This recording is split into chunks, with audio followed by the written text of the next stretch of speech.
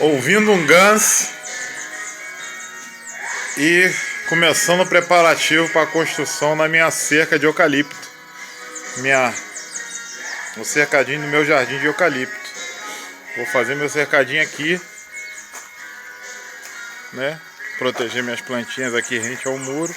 Tudo de eucalipto, né? O eucalipto está aqui. Preparativos. Esse é o início. Vocês vão ver como é que vão ficar.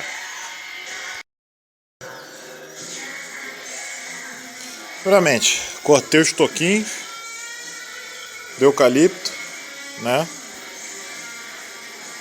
Uso a serra, minha serra tá ali. Cortei eles.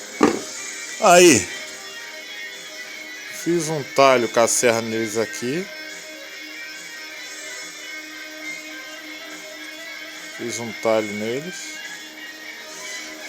Com essa ferramenta aqui e o martelo,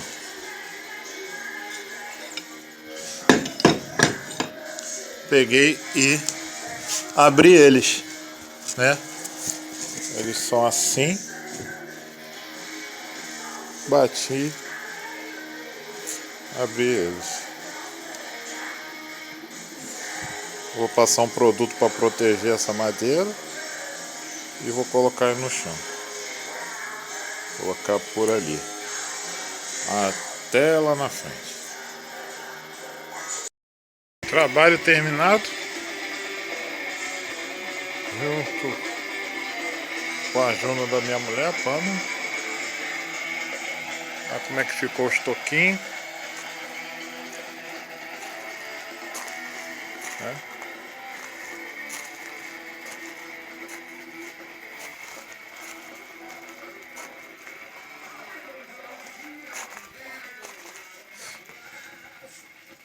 Aqui ainda vou colocar mais. Vou colocar mais toquinho aqui. E aqui nessa parte aqui, ó, da grama. Vai entrar onde que tá essas pedras, vai entrar tudo toquinho.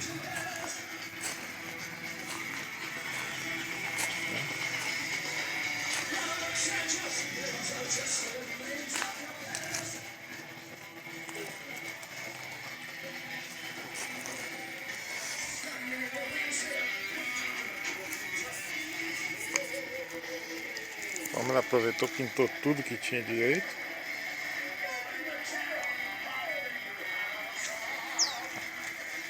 Fênix.